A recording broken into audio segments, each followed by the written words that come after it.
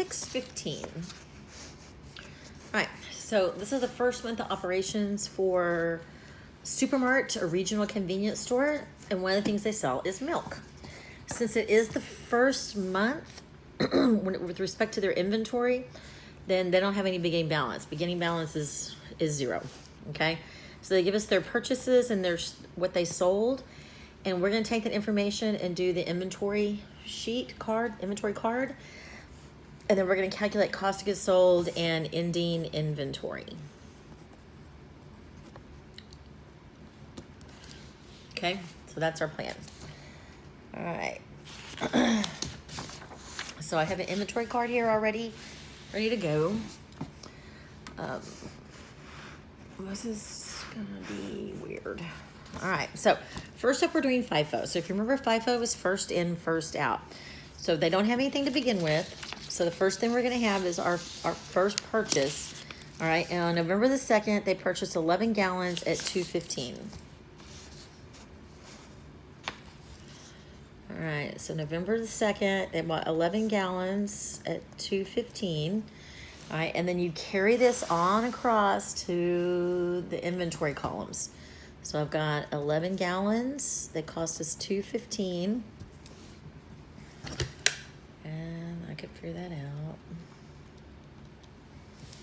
So that's $23.65. Okay, then they purchased another 2 gallons at $2.80.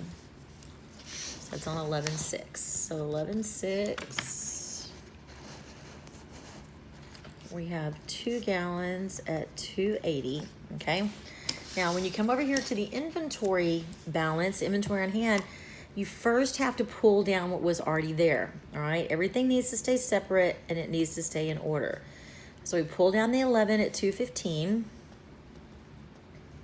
And then we bring across the 2 at $2.80. Okay, then on November the 8th, I sold 6 gallons of milk to a customer. All right, so on November the 8th, I'm just gonna write this here just so I know what I did. All right, I sold 6 gallons. All right, now remember, we're using first in, first out. So that means the first milk that we had in our inventory is what I'm assuming we're selling first, and I'm gonna pull out for cost of goods sold. All right, so I had 11 in there, okay, for my first purchase. So my 6 are gonna come out of that. So 6 at $2.15. So my 11, 6 came out of it. So now I have 5 left at $2.15. And I still have 2 at $2.80. All right, then on the 13th, I bought 3 gallons at $2.85. All right, so I bought 3 gallons at $2.85. Okay, now remember, when you come over here, you have to keep everything in order. So first I have to write my 5 at $2.15, my 2 at $2.80, and now I have 3 at $2.85.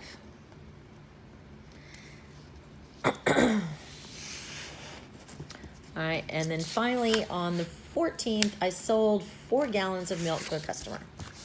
So on 11/14, I sold 4 gallons. Remember, you don't have to write this little bit that I'm writing. I'm just doing that for me. All right, so I sold 4 gallons, first in, first out. I still have 5 left for my first purchase. So I'm gonna pull the 4 out of that 5 at $2.15. So 4 at $2.15. And now in my inventory, I have 1 left that cost me $2.15. I have the 2 that cost me $2.80. And I have the 3 at $2.85. So now I just need to add everything up. Okay, multiply, whatever. All right, so I've got 6 times...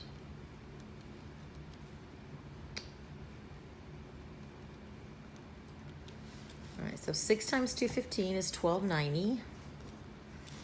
And 4 times $2.15 is $4.30. I'm sorry, $8.60. I'm crazy. All right, this is our cost of goods sold. So I add these up, okay, add this column up.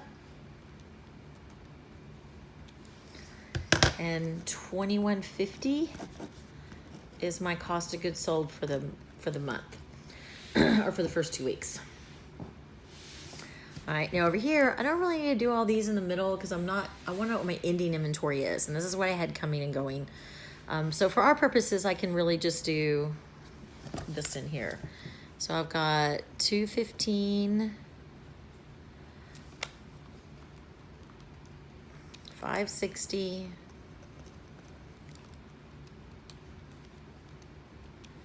and 855. Now those up.